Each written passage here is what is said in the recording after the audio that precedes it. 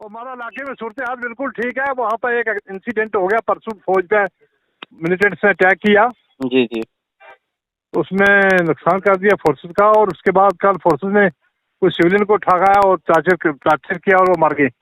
जी जी। तो जिस इस सिलसिला में एक सोते हाल तो लॉ एंड ऑर्डर राइज हो चुकी है और इंतजामिया बिल्कुल साइलेंट है। इंतजामिया रही कोई नहीं, किसी कोई बात करे। पहले ही फोर्सेस रही है, मिलिटेंसी खत्म की फोर्सेस ने। आर्मी का हमारे बॉर्डर में बहुत एक अच्छा रोल रहा है। और जिन कुछ लोगों ने ये किया, बड़ा अनफॉर्चुनेट किया। अब तो हमारा वो कंसिस्टेंसी खत्म हो गया कि फोर्सेस हमारी है, सब लोग हमारे। अब तो लगता है कि भाई हमारा कोई भी नहीं सिवाय अल्लाह के। क्या जिस तरह से ऐसे आपको हालात में उन लोगों जिनको जो मरे, उनके लिए डिमांड करते हैं इंतजामिया से कि सेम ट्रीटमेंट किया जाए जो आपने वो डांगरी में किया है। उनको एक्सग्रेशिया दें, उनके एक आदमी को नौकरी दें और FIR लगनी चाहिए। जिन लोगों ने किया बांधा घसीट के आप गोलियां मारोगे तो ये कौन सा special special armoured forces act, ये कौन सा है? या घसीट के भैया किसी जवाजीत का आप घसीट के लोगों को गोलियां मारो, ये कोई कानून है? ये कोई मुल्क है? ये कोई सिस्टम है? पर जिस तरह से हमने बात की वहां के मुकामी सरपंच से, जो मोहम्मद सिद्दीक पंच है वहां के, उन्होंने कहा कि पहले भी हमने बात की फार्मर MLA से या सिटिंग ऑफिसर जो इस वक्त पुलिस और सिविल एडमिनिस्ट्रेशन में है, पहले ही दिन जब इनको हिरासत में लिया गया था, लेकिन मदद कहीं से नहीं मिली। भाई सुनता ही कौन है? मैंने फार्मर है, दूसरा क्या करेगा? फोर्सेस सुनती थी ये। देखो ना, पहले जो फोर्सेस थी वो काम करती थी, कोऑर्डिनेशन करती थी पब्लिक से, पब्लिक इन्फॉर्मेशन देती थी सारी। कहाँ से ठा के फौज यहाँ लगाई है? नावाकिफ फौज है सारी, पता ही उनको नहीं अपनी कैजुअलिटी करवा रहे हैं। कितनी कैजुअलिटी होगी फोर्सेस की इस साल के अंदर? आपने देखा, थोड़ी बहुत अफसोस की बात है ये। तो ये तो इनको देखना है, सिक्योरिटी हेड को देखना। क्या आम आदमी को हमें क्या पता है क्या क्या करना है इनको? या लोकल वो बटालियन जो जैक लाइन थी वो लगानी चाहिए थी। तो तो लगाते ना किसी की सुनते हैं ये। तो अब आप कौन आदमी सिविलियन जो अपने खतरे जान मिलेगा उसको जीना नहीं है यहाँ पे? उसकी क्या सेफ्टी रही? आज आपने घरों से सुबह बच्चों को उठाया कल और 4-5 बजे उनकी लाशें दे दी। यही हुआ ना? यही करना था आपको? यही इंतजामिया है?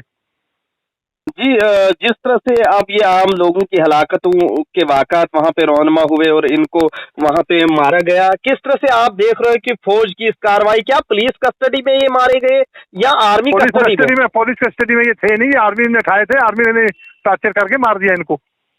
इसको पुलिस का रोल नहीं था उसमें, पुलिस बनाई नहीं उन्होंने। जो डिप्टी कमिश्नर यासीन चौधरी साहब है, मुकामी भी है, क्या कुछ वो कह रहे हैं इस मसले को लेकर?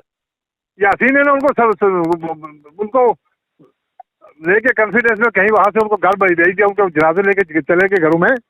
तो यासीन का भी क्या रोल है? फोर्सेस का तो अपना एक सिस्टम है, फोर्सेस यासीन के अंदर थोड़ी है। क्या किसी तरह की कमेटी डिप्टी कमिश्नर साहब ने बनाई, जिस तरह से इंक्वायरी कमेटी फिर बनाई जाती है? हमें इस बारे में कोई इतला नहीं है। हम रजौरी में है जनाब, हम वहाँ नहीं है। मैं रजौरी से हूँ। क्या कमेटी बनाई? किस कमेटी की आज का रिपोर्ट चली को है नहीं?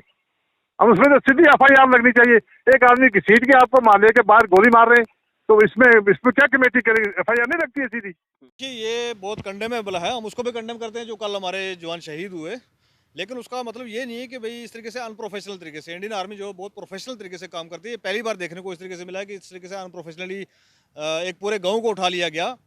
पूरे गांव को उठा के और लोगों को इस तरीके से मारा। कुछ वीडियो वायरल हो रहे हैं, एक्स के ऊपर देखे हमने कि भी बहुत बुरे तरीके से लोगों को मारा जा रहा है। ये कोई तरीका नहीं है, प्रोफेशनल तरीका नहीं है किसी भी इन्वेस्टिगेशन का। ठीक है, आपने पकड़े हैं लोग, भाई पकड़िए, उनको अरेस्ट करिए, आप उनको जहाँ भेजना है वहाँ भेजिए, पुलिस की कस्टडी में दे दीजिए, जुडिशल कस्टडी में दे दीजिए, सालों साल अंदर रखिए अगर उनकी कोई गलती है। लेकिन उसका मतलब ये थोड़ा कि भाई आप इस तरीके से एक कैंप के अंदर ले जाओगे और लोगों को मारना शुरू करोगे। मेरे ख्याल में इसके ऊपर मैं रिक्वेस्ट करना चाहूँगा डिप्टी कमिश्नर पुंछ और SSP पुंछ से। वो बहुत प्रोफेशनल लोग हैं। मैं चाहूँगा कि इसकी इन्वेस्टिगेशन की जाए। इस मसले को दबाएंगे अगर, तो ये मसला जो है कल को और तरीके से ख़राब होगा। लोगों के अंदर जो इम्पैक्ट जो है आर्मी का, सिविल एडमिनिस्ट्रेशन का, वो गलत जाएगा। इसके ऊपर प्रॉपर कार्रवाई होनी चाहिए और इन लोगों के, जिन लोगों की वजह से ये इंडियन आर्मी बदनाम हुई है, उनके ऊपर कार्रवाई होनी चाहिए। देखिए, ये जुल्म और सितम जो है, ये जबर का जो दौर चलाया गया है, ये बिल्कुल इसको हम कंडेम करते हैं और ऐसा नहीं होना चाहिए। क्योंकि ये वो लोग हैं, ये वो नोमैड लोग हैं वहाँ के, जिन्होंने इंडियन आर्मी का हमेशा साथ दिया है। और इंडियन आर्मी का साथ देने की इन्हीं लोगों की वजह से जो वहाँ से मिलिटेंसी खत्म हुई थी। आज अगर इन्हीं लोगों के साथ इस तरीके से बर्ताव किया जाएगा कि भाई आपको मिर्चियाँ डाली जाएंगी, राड से मारा जाएगा, इस तरीके से किया जाएगा, तो ये चीज़ें जो हैं ये कंडेमेबल हैं मेरे हिसाब से। इसके ऊपर इमीडिएट कार्रवाई होनी चाहिए। और हम आपके साथ से कहना चाहेंगे LG साहब से कि LG साहब, आप यहाँ के इस टाइम हमारी स्टेट के, हमारी यूटी के जो है माई बाप हैं, आपको इस पर इमीडिएट आगे निकल के इस पर कार्रवाई करवानी चाहिए। और होम मिनिस्टर साहब से हम इल्तिजा करेंगे कि होम मिनिस्टर साहब, ये हालात ख़राब करने की कोशिश की जा रही है किसी एक ऑफिसर के द्वारा। हम पूरी इंडियन आर्मी को नहीं कहते, पूरी इंडियन आर्मी जो है वो बहुत प्रोफेशनल है। तो प्रोफेशनल तरीके से काम करती है। लेकिन किसी एक ऑफिसर की नादानी की वजह से, और नादानी की हद देखिए कि टार्चर रूम का वीडियो कैसे वायरल हुआ है, टार्चर रूम से वीडियो कैसे बाहर निकला है। इसका मतलब कि आप ये दिखा के लोगों को डराना चाहते हैं, तो इससे लोग डरेंगे नहीं, इससे बल्कि और हालत खराब हो सकते हैं।